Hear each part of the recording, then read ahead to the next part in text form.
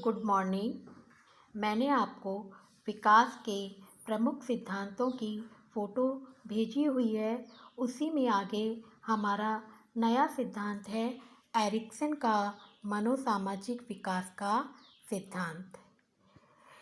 Ericsson जो थे Germany के मनोवैज्ञानिक थे और इन्हें नव्य फ्रायडवादी के नाम से भी जाना जाता है। एरिक्सन के अनुसार प्रत्येक व्यक्ति मनोसामाजिक विकास की 8 अवस्थाओं में से विकसित होता है। ये 8 अवस्थाएं नई नई चुनौतियों के साथ साथ नए नए संकट, नई नई योग्यताएं एवं शक्तियों का प्रतिनिधित्व करती हैं।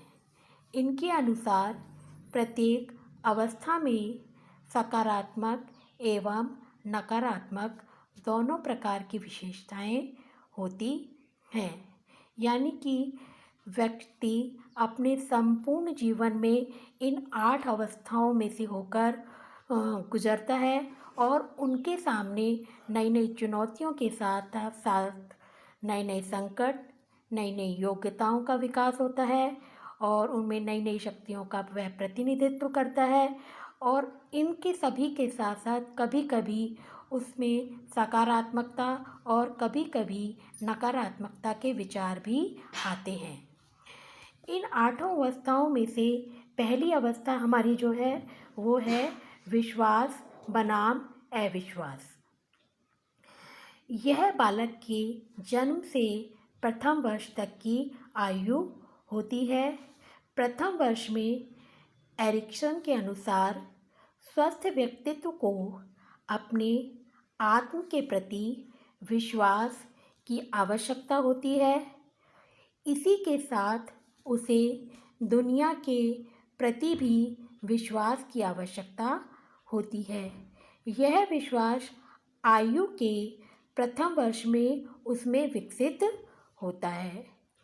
एक बालक में यह विश्वास की भावना अपने माता पिता के साथ संबंध की गुणवत्ता से उत्पन्न होती है, न कि सिर्फ भोजन व शारीरिक देखभाल से। जहाँ बालक को संपूर्ण स्नेह और प्यार नहीं मिलता, वहाँ बालक में अविश्वास की भावना जागृत होती है। दूसरा हमारा है स्वशासन बनाम लज्जा। स्वशासन बनाम या लज्जा यानी कि स्व अनुशासन बनाम लज्जा की भावना यह 2 से 3 वर्ष तक के बालकों में देखी जाती है।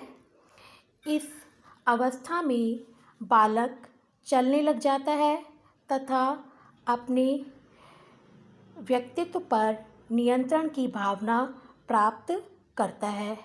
उसमें तेरा मेरा की भावना का विकास होता है और माता पिता बच्चे को पर्यावरण नियंत्रण के विषय में समझाते हैं तो उनमें स्वशासन की भावना का विकास होने लगता है।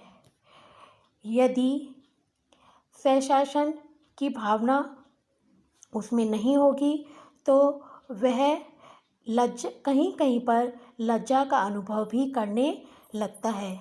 यदि माता पिता उसे किसी कार्य के लिए टोकते हैं तो उसे लज्जा का अनुभव होने लगता है। एरिक्सन का मानना है कि इस आयु में बच्चों पर ज़्यादा प्रतिबंध न लगाकर स्वतंत्र छोड़ देना चाहिए, जिससे उनमें एक इच्छा शक्ति जागृत हो सकेगी।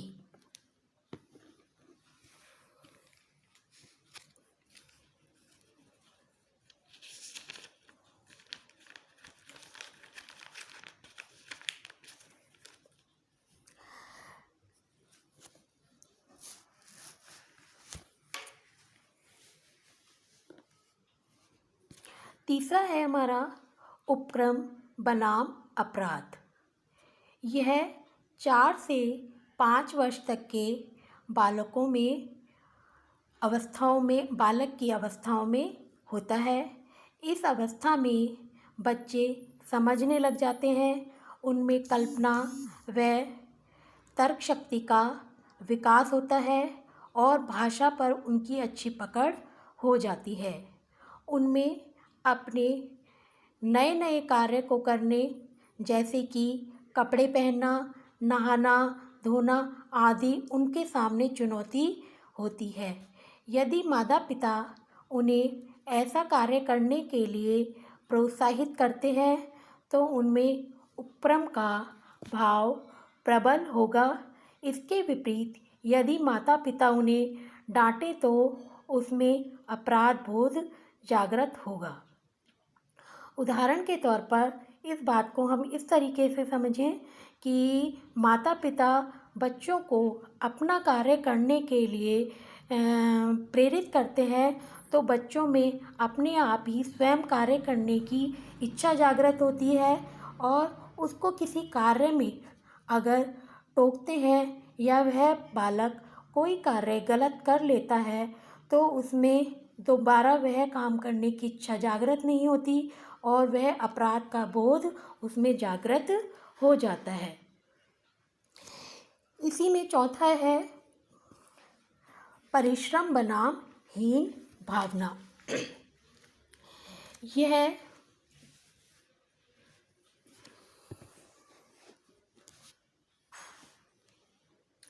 6 से 11 वर्ष तक के बालकों में देखी जाती है। इन वर्षों में बच्चे शीघ्रता से सीखने, योजना बनाने, वस्तुओं का निर्माण करने, खेलने के लिए तत्पर होते हैं। वस्तुओं का निर्माण करने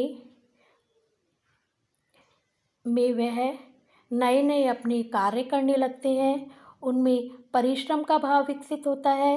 यदि माता पिता या अध्यापक बच्चों के कार्यों को हतोत्साहित करते हैं तो बच्चों में हीन भावना आ जाती है। वह परिश्रम करने देने से या व्यस्त रहने से बच्चों से परिश्रम करने की क्षमता का विकास होता है और उनमें निपुणता आती है। अगर बच्चा शुरू से ही परिश्रम करेगा तो उसमें नए नए कार्यों को सीखने की तत्परता बनी रहेगी, उसमें नए नए वस्तुओं का निर्माण करने की क्षमता बनी रहेगी, वह उसमें नई नई सृजनशीलताओं का विकास होगा। और अगर यही काम करने के लिए उसे मना कर दिया जाए और तो उसमें हीन भावना आ जाती है। अगर कोई बालक कोई कार्य करता है और अगर कह दिया जाए कि यह तो बहुत खराब किया है या गंदा किया है तो उसमें हीन भावना विकसित हो जाती है।